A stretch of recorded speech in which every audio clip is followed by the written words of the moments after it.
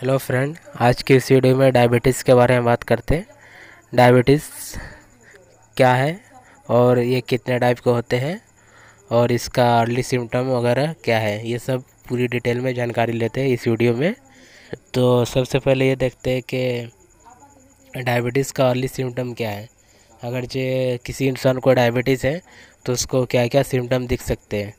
तो सबसे पहला जो मेन सिम्टम है, ब्लड विज़न, जो आँखों से धुंधलापन दिखना है।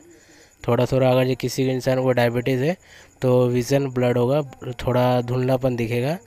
फिर उसके बाद दूसरी सिम्टम ये है कि उसको भूख ज़्यादा लगेगा और बदन में थकावट महसूस होगा। और तीसरी सिम्टम ये है कि वो पेशाब ज़्यादा जाएगा एज़ यूजुअल। चौथी सिम्टम यह है कि उसके बॉडी में ईचिंग प्रॉब्लम ज़्यादा रहेगा। और पांचवी सिम्टम ये है कि किसी इंसान को अगर डायबिटीज़ है तो उसके लेग्स वगैरह में पेन रहेगा और नमनिंग वगैरह रहेगा। तो ये कुछ सिम्टम है, इसके अलावा भी और भी सिम्टम हो सकते हैं। तो फिर उसके बाद ये देखते हैं कि डायबिटीज़ कितने टाइप के होते हैं। तो बेसिकली डायबिटीज़ टाइप 1 और टाइप 2 होता है, लेकिन इसमें एक और होता है जेस्टेशनल डायबिटीज़ और एक होता है प्री डायबिटीज़। तो जेस्टेशनल डायबिटीज़ और प्री डायबिटीज़ ये क्या होता है, इसके बारे में जानते हैं। जेस्टेशनल डायबिटीज़ ये बेसिकली ये लेडीज़ में ज़्यादा होता है during pregnancy, after child birth gestational diabetes ख़त्म हो जाता है। और प्री डायबिटीज़ किसको बोलते हैं? प्री डायबिटीज़ जिसके ब्लड में शुगर लेवल 120 mg से ज़्यादा 125 के अंदर में है तो उसको प्री डायबिटीज़ बोलते हैं। अब देखते हैं डायबिटीज़ का डेफिनेशन क्या है। Diabetes is a more sugar level in the blood. जैसे कि अपने बॉडी में 120 mg/dl शुगर लेवल होना चाहिए मैक्सिमम। अगर जो इससे ज़्यादा शुगर लेवल बॉडी में है तो उस कंडीशन को हम डायबिटीज़ बोलेंगे।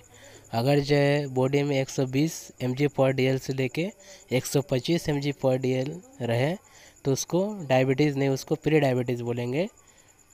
लेकिन अगर जो इससे ज़्यादा हो तो उसको डायबिटीज़ में आता है और डायबिटीज़ बोला जाएगा। अगर जो किसी इंसान को प्री डायबिटीज़ है तो उसको दवा लेने की ज़रूरत नहीं है, वो खुद से एक्सरसाइज वगैरह करके आप कंट्रोल कर सकता है। और शुगर इंटेक को कंट्रोल करके, जैसे कि कार्बोहाइड्रेट वो कम खाए तो कंट्रोल हो सकता है धीरे धीरे। टाइप 1 डायबिटीज़ और टाइप 2 डायबिटीज़ के बारे में जानने से पहले ये देखते हैं कि बॉडी में इंसुलिन का क्या रोल होता है। तो जो भी इंसान शुगर इंटेक लेता है, शुगर खाता है, तो उसको बॉडी के वेजल नस में चले जाता हो और नसों से लेके उसको बॉडी के अलग अलग पार्ट में टिश्यू में पहुंचाने का जो काम रहता है वो इंसुलिन का रहता है। तो टाइप 1 डायबिटीज़ में क्या होता है, या तो इंसुलिन बन ही नहीं रहा है या बन भी रहा है तो बहुत कम मात्रा में बन रहा है, जो बॉडी में अलग अलग टिश्यू में वो शुगर को नहीं पहुंचा पा रहा है। इस केस में क्या होता है कि इंसुलिन या तो बनता नहीं या बनता भी है तो बहुत कम मात्रा में बनता है, जो कोई टिश्यू में जाता है शुगर, कोई टिश्यू में नहीं जा पाता है। तो टाइप 1 डायबिटीज़ को इंसुलिन डिपेंडेंट बोला जाता है कि इंसुलिन इसको आर्टिफिशियल लेना पड़ेगा, इंसुलिन का इंजेक्शन। टाइप 2 डायबिटीज़ में क्या होता है, बॉडी में जो इंसुलिन का रेजिस्टेंस है उसको कम कर देता है। एक्चुअली होता है क्या है कि इंसान जितना ज़्यादा शुगर और कार्बोहाइड्रेट खाते रहता है तो इंसुलिन क्या करता है, ब्लड से उसको लेके बॉडी के अलग अलग पार्ट में, अलग अलग टिश्यू में उसको पहुंचाता है, जिसकी वजह से इंसान मोटे हो जाते हैं। तो एक हद तक के वो काम करता है, लेकिन उसके बाद वो अपनी काम करना कम कर देता है, जिससे जिससे इंसान मोटा कम होता है। मोटा होने का जो प्रक्रिया रहता है वो कम हो जाता है। जैसे कि इंसुलिन जो है ब्लड वेजल से शुगर को बॉडी के अलग अलग पार्ट में पहुंचाता है, लेकिन ये एक हद तक है पहुंचाता है। अगर जे आप दिन भर रोज़ रोज़ खाते रहे, मोटे हो गए, उसके बाद ये काम करना कम कर देगा।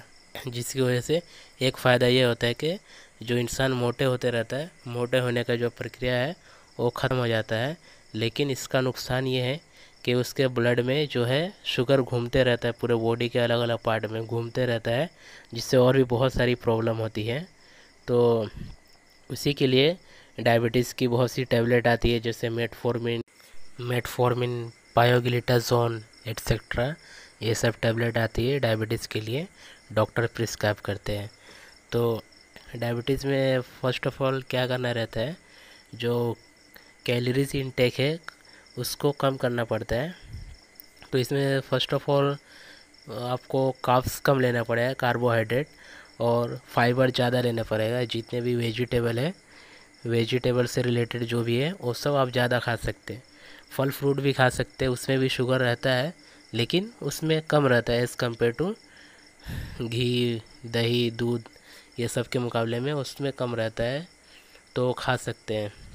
फिर इसमें एक ये रहता है कि आप तो टैबलेट ले रहे हैं, शुगर इंटेक कम कर दिए, प्लस में आपको डेली एक्सरसाइज करना पड़ेगा।